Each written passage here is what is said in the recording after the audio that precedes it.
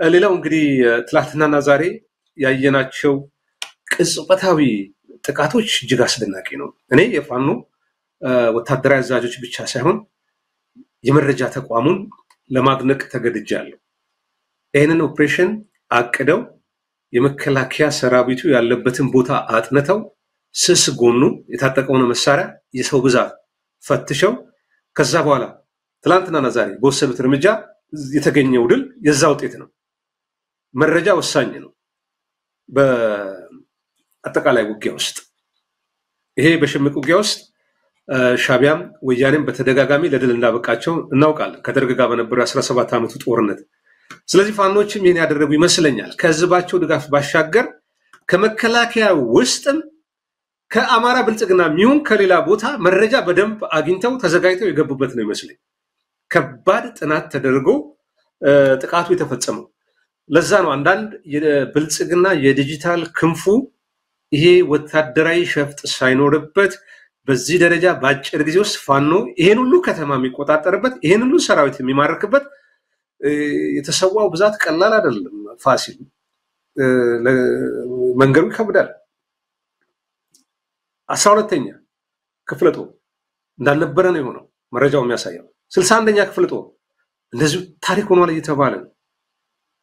የሀገር መከላከያ ሰራዊት እንግዲህ 2 ክፍለ ጦሮች ናቸው የተጎዱት። በአሃዝ ቅድም ፋኖ ዮሐንስም እየገለጸው ነው የተሰዉትን ብዛት ከ600 በላይ እጅ ሰጥተዋል በተለያዩ ግንባሮች። በጣም የሚገርም ነገር ነው። ከባድ ወታደራዊ ተሽከርካሪዎች ኦራል ትልቅ መኪና ነው። ትላንትና 1 ዛሬ 2 3 ፓትሮሎች ከባባድ ወታደራዊ ዲሽቃ መትረየስ ሌሎቹንም መሳሪያዎች ማርከዋል። በአሃዝ በቁጥር የተገኘበትን ቦታ ሁሉ የፋኖቹ የህዝብ ግንኙነቶች አስቀምጠዋል። ለዛ ነው አሁን የብልጽግና ክንፍ ከዚህ ሰሞኑ ጠቅላይ ሚኒስትሩ ከሰጡት ማዕረግ ጋር በተያያዘ ወታደራዊ ሸፍጥ ይኖራል፣ አንዳንድ ጀነራሎች፣ አንዳንድ ኮሎኔሎች፣ አንዳንድ የበታች መኮንኖች ከፋኖ ጋር እየሰሩ ነው ወደሚለው መደምደሚያ ገብተው አስፈላጊው ጥናት ይደረግ እያሉ ነው። በወታደሩ መካከል አለመተማመኑ እየሰፋ እንደሄደ እያወቀን ነው። ጥያቄ ማንሳት ጀምረዋል። ለምን ሰራዊቱ አማራ ክልል ሄዶ በዚህ ደረጃ መስዋዕትነት የሚከፍለው ለምንድን ነው? የአማራ ህዝብ ነው። የአማራ ህዝብ የኢትዮጵያ ህዝብ አካል አይደለም? ይሄ ሰራዊት ለኢትዮጵያ ህዝብ ከቆመ ከገዛ ወገኑ ጋር በዚህ ደረጃ የሚዋጋበት ምክንያት ምንድን ነው? ጥያቄ ማንሳት ጀምረዋል። ይሄ ጥያቄ ወደ ብልጽግና ፖለቲካዊ አመራር ከጠቅላይ ሚኒስትሩ ጀምሮ መምጣት ጀምረዋል። አዲስ አበባ የተቀመጡ ከባባድ የጦር አዛዦች እነሱ ባለሀብቶች ናቸው። ከዛ የምቾት ዞን መውጣት ስለማይፈልጉ የፖለቲካ ኃይሉ የሰጣቸውን ትዕዛዝ ከመፈጸም ወይም ከማስፈጸም ወደኋላ አይሉ። ታች ያለው መሬት ላይ ያለው ውርጩም ሀሩሩም የሚፈራረቅበት የገዛ ወገኑ ላይ የሚተኩሰው ሰራዊት ግን መጠየቅ ጀምሯል። የአንድ ቤተሰብ ልጆች ናቸው፣ የአንድ ሀገር ልጆች ናቸው። ፋሲል በዚህ ደረጃ ልባቸው አይደለም እጅ የሰጡት በጦርነቱ ስላላመኑበትም ብዬ ነው የማምነው። በዚህ ጦርነት ይሄ ሰራዊት አብዛኛው አላመነበትም። በተለይ ተዋጊው እግረኛው ሰራዊት ቀጥታ ሄዶ ከሚማገድም በቀጣይ መሳሪያውንም ይዞ በሌላም መንገድ ንቅናቄዎች፣ ጥያቄዎች መቅረብ አለባቸው። ታስታውሳለህ በደርግ ጊዜ ቀዳማዊ ኃይለ ሥላሴ ከመውደቃቸው በፊት ከባባድ ሙከራዎች ተደርገዋል።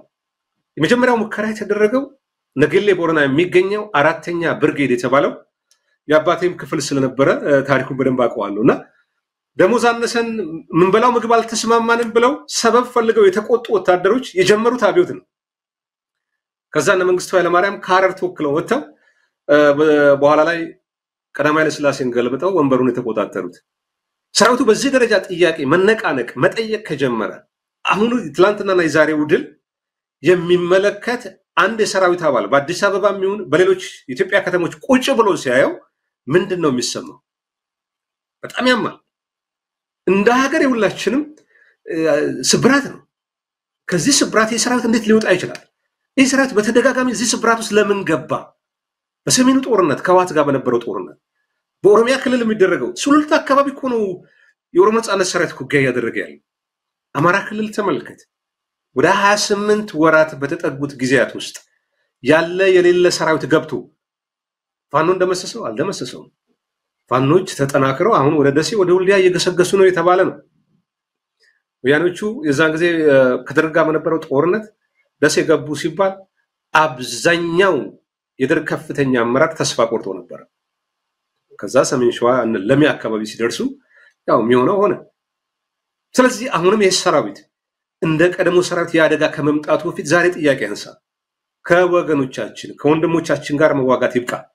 በቃ እኛ የህዝብ ሉዓላዊነት የሀገር ድንበር ጠባቂዎች ነን። ወደ ድንበር እንመለስ፣ ወደ ካምፓችን እንመለስ የሚል ጥያቄ ያንሱ። የፋኖ ኃይሎች ቆርጠው አምነው ተፈጥሯዊ ሞትን የሚያሸንፉበት ዓላማ ይዘው የገቡ ናቸው። ልዩነቱ ሰፊ ነው። ስለዚህ አሁንም እንግዲህ የ12ኛ ክፍለ ጦር አዛዥ የ61ኛ ክፍለ ጦር አዛዥ አንደኛው ቆሰለ፣ አንደኛው ተሰዋ፣ አንደኛው እጅ ሰጠ። የሌሎቹ ስጣ ፋንታ እንደዚህ ነው። ታዘው ቀጥታ መግባት ነው።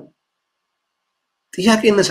ለምን እስከመቼ? ለምን ከገዛ ወገን ጋር የተቆጣ ማህበረሰብ አለ፣ በደል የደረሰበት ማህበረሰብ አለ። የፋኖ ኃይሎች ይሄን እስካሁን ወደ 28 ወራት እኮ የቆዩት ከመንግስት ወይም ከውጭ ሀገር መንግስታት በሚያገኙት እርዳታ ዳርጎት አይደለም። ህዝብ ቀለብ ሰፍሮላቸው ትጥቅን ደግሞ ከሰራዊት ይሄው በዚህ መልኩ እየተረከቡ ነው ውጊያውን የቀጠሉት። መቀጠል ብቻ አይደለም፣ በጣም ተጠናክረው መልምለው አሰልጥነው በኮማንዶ ደረጃ እየተነቃነቁ ነው ያሉት። አጠቃላይ ቀጠናውን መቀየር የሚያስችል የኃይል አደረጃጀት እየፈጠረ ነው እያሉ ነው። ይሄ ወዴት ነው የሚያመራው? ልታሰብበት ይገባል። ከድሉ ዜና ባሻገር ምናልባት በሌሎች አካባቢ ያላችሁ የፖለቲካ ኃይሎችም የሀገር ሽማግሌዎችም ሌሎችም ጠቅላይ ሚኒስትሩ ያንደረደረ ይዞን እየሄደ ያለው ወዴት እንደሆነ መረዳት ማወቅ ያስፈልጋል። በቃ ጦርነት ይብቃ፣ ውይይት ይጀመር። የአማራ ህዝብ ያነሳው ጥያቄ መሰረታዊ ነው፣ የህዝብ ጥያቄ ነው። እነዛ ጥያቄዎች መመለስ አለባቸው ማለት ያስፈልጋል። 7 ዓመት ስልጣኑን የተቆጣጠረው አካል በጦርነት በግጭት በመፈናቀል ህዝብ ተሰቃየ። አገሪቷም እየደማች ነው። ኢኮኖሚው እየደቀቀ ነው።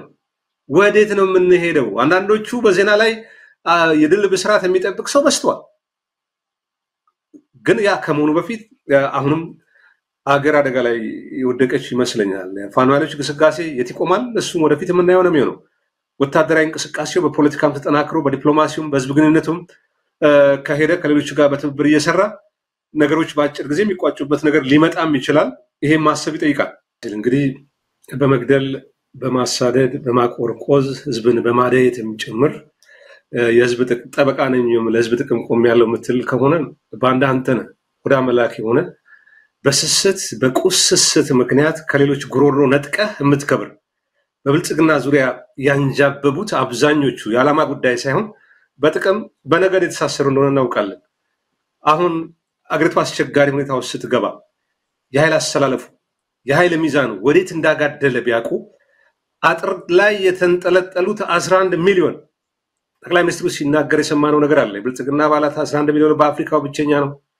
የአጥር ላይ የተንጠለጠለው የብልጽግና አባል የፋኖ ኃይሎች ተደራጅተው አሁን ባለው እንቅስቃሴ ወደ ሸዋ ገቡ ቢባል ፋሲል በአንድ ጀንበር ተገልብጠው ብልጽግና ነው ወይም የሚያሳድዱት እነዚህ ሰዎች ናቸው። የሚረግሙት የድል አጥቢያ አርበኛ ሆነው የሚወጡት እነዚህ ናቸው። ስለዚህ እኔ በቁጥሩ ብዛት በእነሱ ብዙ አልፈርድም። ኢትዮጵያ ውስጥ ይሄ ባህል በሚመስል ደረጃ ነው። ከኢህአዴግ ጋር ሲያጨበጭቡ የነበሩ ሰዎች ኮፍያቸውን ማሊያቸውን ቀይረው የብልጽግና ደግሞ ቀንደኛ ጨብጫቢ ናቸው። ሚዲያውን ተቆጣጥረው መግለጫ የሚሰጡት ትንታኔ የሚሰጡት እነሱ ናቸው። እነ ሬድዋን ትላንት የዋታ ፈቀላጤ ነበሩ፣ ዛሬም የብልጽግና ፈቀላጤ ናቸው። እነ ዲና ሙፍቲም ሌሎቹንም ብናመጣ ተመሳሳይ ነገር ነው ያለው። ይሄ ግን ለአንድና ለመጨረሻ ጊዜ እንዲለወጥ በተለይ 3-4 አካላት መተባበር ያለባቸው ይመስለኛል። ባጭሩ ለማለት አንደኛው የታጠቁ ኃይሎች ናቸው። አሁን ፋኖ የአማራ ህዝብ የገጠመውን የህልውና ትግል ለመቀለበስ ተደራጅቼ ማንኛውንም ዋጋ ከፍዬ እንግዲህ ውጤቱን ጠብቁ እያለ ነው። እገዛም ይፈልጋል። የመጀመሪያው የሚጠበቀው ኃይል ይሄ ነው። በኦሮሚያ በኩል የኦሮሞ ነጻነት ሰራዊት አለ፣ ሌላ የታጠቀ ኃይል። እነዚህ በአገሪቷ ቀጣይ ዕጣ ፈንታ ላይ ወሳኝ ሚና ስላላቸው የተደራጀ የተቀናጀ እንቅስቃሴ አስፈላጊነት ሊሰመር ይገባል። ሌላኛው አሁንም ኢትዮጵያ ከገጠመት መከራ ለመላቀቅ የመከላከያ ሰራዊቱ ሚና በዋዛ የሚታይ አይደለም። ይሄ የጠገቡ ጀነራሎችን አይደለም፣ በማዕረግ ለጠቅላይ ሚኒስትሩ የሚያጎበድዱትን አይደለም። ትክክለኛ የሀገር ፍቅር ስሜት ያላቸው ሰንደቋን የሚወዱ ህዝቧን የሚያፈቅሩ ለህዝቧም እንሞታለን ኢትዮጵያ ነገር አይሆንልንም የሚሉ ሰዎች አሉ፣ ማአት አሉ። መከላከያ ሰራዊት ውስጥ እግረኛው፣ ታችኛው፣ መካከለኛው፣ ሌሎችም አንዳንድ መኮንኖች፣ አንዳንድ ኮሎኔሎች እነዚህ ሰዎች በርስ ጦርነት ውስጥ እኛ መግባት የለብንም። ሰራዊቱ አቋም ይዞ የህዝብን ጥቅም የሀገርን ሉዓላዊነት ማስከበር ብቻ ነው ያለበት። ችግሮቻችሁን እዛው ፍቱ የማለት ድፍረት በየክፍሉ መምጣት አለበት። ኢትዮጵያን በማዳን አገሪቷን ከመፍረስ የሚታደጋት እንዲህ አይነት ንቅናቄና እንቅስቃሴ ነው ሰራዊቱ አሁን የሚያስብበት። ሌላው እንግዲህ በፖለቲካ በሰላማዊ ህጋዊ ትግል እናምናለን የሚሉ የፖለቲካ ኃይሎች አሁን ጥምረት ፈጥረው ቅንጅት ለኢትዮጵያ አንድነት ብለው 5 ፓርቲዎች መጥተዋል። ሌሎችም ተቀናይተው ተሰባስበው ተባብረው ከገጠመን ችግር ለመውጣት ህዝብን አነቃንቀው በህዝባዊ እምቢተኝነት ገዥውን ፓርቲ ማስገደድ አለባቸው። ይሄ ወሳኝ ጊዜ ነው። የጥምረቱ በቅርቡ ሜክ ኤንድ ብሬክ ሲል ሰምቼዋለሁ አቶ ጌትነት። ይሄ 2018 ላይ ኢትዮጵያ ከገጠማት መከራ መናወጣበት ወይ ደግሞ እንደ ሀገር ላንቀጥል የምንችልበት ነው። ስለዚህ ቆርጦ ወስኖ መግባት ያስፈልጋል። ህዝብ ማነቃነቅ ያስፈልጋል። በአራተኛ ደረጃ ያለው ህዝብ ነው። በቀጥታ ስርጭት የምትሰሙንም በተለያየ አጋጣሚ ቢሮክራሲውንም የተቆጣጠራችሁ ኢትዮጵያውያን ለውጥ ከሰማይ ሰማያት አይወርድም፣ ከከርሰ ምድር ውስጥ የማይፈልቅ አይምሯችን ውስጥ ልባችን ውስጥ ነው ያለው። እንቅስቃሴዎች አሉ። ጆሮአችንን አይናችንን ከፍተን እንመርምር። በሚያው ያዋጣል በምትሉት ላይ ድጋፍ ስጡ። ድጋፉ እውቀት ይሆናል፣ ገንዘብ ይሆናል፣ ጊዜ ይሆናል፣ ምክር ሀሳብ ይሆናል። ግን ማዋጣት ያስፈልጋል። ሁሉም ድርሻውን ቢወጣ ከገጠመን ችግር ለመውጣት ጊዜ የሚፈጅ አይደለም። ብልጽግና ውስጥ 11 ሚሊዮን ተውት ነፍስ ያለው ኦሮሚያ ብልጽግና ውስጥ ያለው ምናልባት ከ50 ሰው አይበልጥም። ይሄ ነው የብልጽግና ምሰሶ፣ ፒላሩ ይሄ ነው። አገሪቷን የሚቆጣጠረው አካል ይሄ ነው። ደህንነቱንም፣ ወታደሩንም፣ ዲፕሎማሲውንም፣ ውጭ ግንኙነቱንም፣ ሚዲያውንም የተቆጣጠረው አካል ይሄ ነው። እነዚህ 50 ሰዎች 130 ሚሊዮን አስገብረው እስከመቼ ይዘልቃሉ? ህዝብ ድፍረት ካገኘ ከዚህ የባርነት ቀንበር ለመላቀቅ ጊዜ የሚወስድ አይመስለኝም። የአራቱ ቅንጅት አስፈላጊ ነው።